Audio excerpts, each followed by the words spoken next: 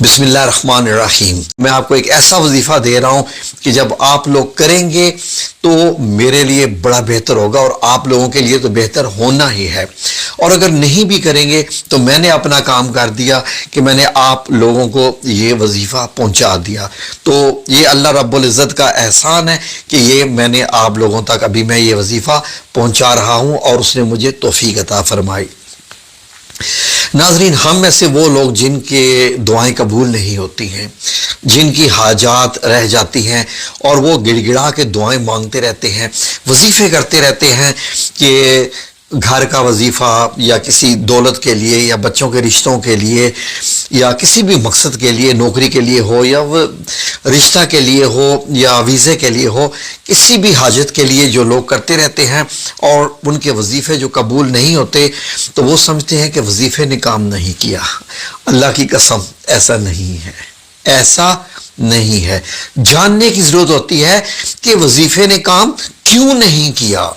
جی، وظیفے میں کبھی بھی خرابی نہیں ہو سکتی، کچھ بھی نہیں۔ وظیفہ حدیث مبارک میں سے ہونا چاہیے، قرآن کریم کی آیات میں سے ہونا چاہیے۔ آپ خود پریشان ہو جائیے کہ اس وظیفے نے کام کیوں نہیں کیا جو آپ نے پہلے کیا۔ وہ میں آپ کو بتانے جا رہا ہوں، وہ تالا جو آپ کی قسمت کو لگ چکا ہے، جو آپ کے وظیفوں کو لگ چکا ہے، وہ تالا جو آپ کی دعاؤں کو لگ چکا ہے، اس تالے کو کھولنے کے لیے آج میں آپ کو یہ وظیفہ بتانے جا رہا ہوں۔ وہ تالا کھل جائے گا تو بغیر کوئی دوسرا وظیفہ کیے جو چاہو اللہ سے مانگ لو۔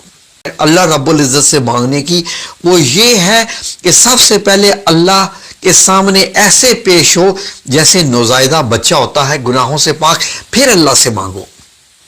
جی ہاں، سب سے پہلے آپ کو اللہ رب العزت کو منانا ہے، راضی کرنا ہے۔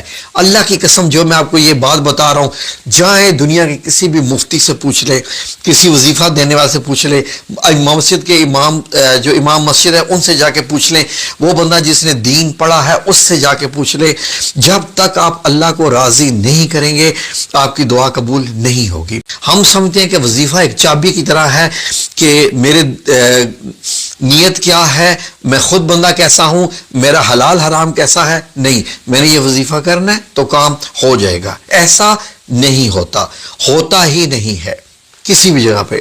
تو ناظرین، آج میں جو آپ کو یہ وظیفہ بتانے جا رہا ہوں یہ رب کریم کو راضی کرنے کا ہے۔ کئی لوگ غریبوں کی مدد کر کے راضی کرتے ہیں، کئی لوگ مختلف طریقوں سے راضی کرتے ہیں۔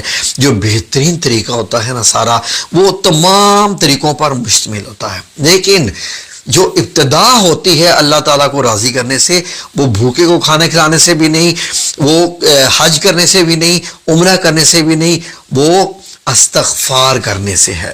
استغفار، کوئی بھی قرآن پاک کی آپ صورت کھول لیجئے، نبی کریم صلی اللہ علیہ وسلم کی حدیث مبارک بھی، حضرت حسن بن علی ابی طالب رضی اللہ عنہ، یعنی حضرت حسن جو حضرت امام حسین کے بھائی ہیں، ان کا بھی ایک وظیفہ ہے جو انہوں نے بتایا تھا، اس میں بھی یہی ہے کہ تمہیں پتہ نہیں ہے کہ اللہ رب العزت صرف اس کو عطا فرماتا ہے جو استغفار کرتا ہے، اور پاکستانی قوم کہتی ہے ہم استغفار کیوں کریں، ہم تو ہے ہی نیک ہیں، ہم تو ہے ہی پاک ہیں، ہم تو پتہ نہیں کیا کیا ہیں۔ نبی کریم صلی اللہ علیہ وآلہ وسلم نے ارشاد فرمایا تھا کہ میں بھی اللہ رب العزت کے رحم و کرم سے بخشا جاؤں گا۔ تو پھر آپ صلی اللہ علیہ وآلہ وسلم نے تو پوری زندگی میں کوئی نہ جھوٹ بولا اور نہ کوئی اور بھی برا کام کیا، گناہوں سے پاک، ماشاءاللہ۔ نبی کریم صلی اللہ علیہ وسلم جیسا تو ہے ہی نہیں اللہ رب العزت۔ وہ بھی کہہ رہے ہیں کہ یعنی اللہ رب العزت کہ رحم و کرم سے ہی میری بخشش ہوگی۔ تو ناظرین، ہم کہاں کے ہیں؟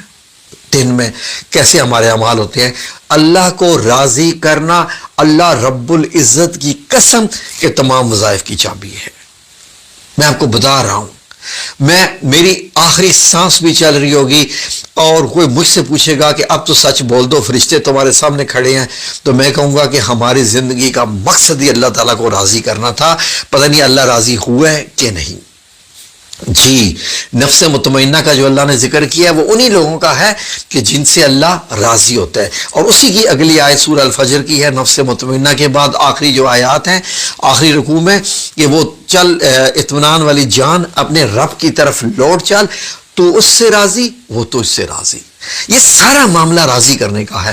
تو آج میں آپ کو جو وظیفہ بتانے جا رہا ہوں، یہ آپ نے، اگر اب میں کیا کسی کو کہوں، پلیز مان جائیے گا، جو میں بتا رہا ہوں آپ نے ایز اٹ از کرنا ہے. روزانہ صبح اور شام تسبیحات کرنی ہے. چھوٹی سی تسبیحات ہے، اول آخر 3 بار درود پاک، درود ابراہیمی پڑھنا ہے، اول آخر. جب آپ نے صبح کرنا ہے، کسی وقت بھی کر سکتے ہیں، صبح اٹھنے کے بعد، ٹھیک ہے، فجر کے بعد کر لیں یا اشراق کے بعد کر لیں، اور رات کو یعنی عشاء کی نماز کے بعد سونے سے پہلے آپ کو کرنا ہے. صبح شام کتنی بار؟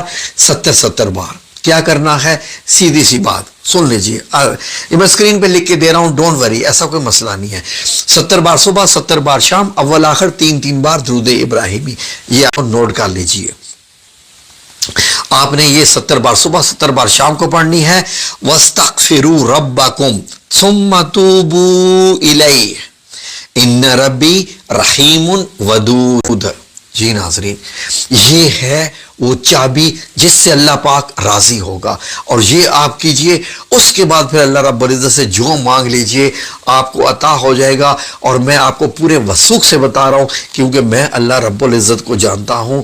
جس اللہ رب العزت کو میں آپ کو بتا رہا ہوں، اے رب کریم، میں آپ کے بھروسے پہ اپنے ان ناظرین کو گارنٹی دے رہا ہوں کہ جو بھی یہ وظیفہ کرے گا، اس کے بعد اپنے کچھ اعمال بھی درست کرے گا، جھوٹ بولنا چھوڑے گا، کچھ فراڈ، دھوکہ دہی وغیرہ یہ کرنا چھوڑ دے گا. یا رب العزت آپ ان کے یہ ضرور قبول کیجیے گا، اور میں نہ بھی کہوں تو آپ قبول کریں گے، کیونکہ یہ تو عمل ہی ایسا ہے انشاءاللہ. تو یہ آپ نے کتنے دن کرنا ہے؟ جی 21 دن کرنا ہے. 21 دن. آپ کا پہلے دن بھی اگر کام ہو جائے، دعا قبولی ہو جائے، پھر بھی 21 دن کرنا ہے. آپ کا آخری دن بھی کام نہیں ہوتا، پھر بھی 21 دن کرنا ہے، کیونکہ آپ کا کام ہونا ہی ہونا ہے. ٹھیک ہے جی. 21 دن کے بعد اگر آپ کا دل چاہے تو آپ اس کو جاری رکھیں، لیکن اللہ کی قسم یقین کریں کہ مجھے بہت خوشی ہو رہی ہے کہ میں اتنا اچھا عمل آپ کو بتا کے جا رہا ہوں. آپ مجھے بھی دعائیں دیں گے، ٹھیک ہے انشاءاللہ. دعا میں یاد رکھیں. آمین یا رب العالمین.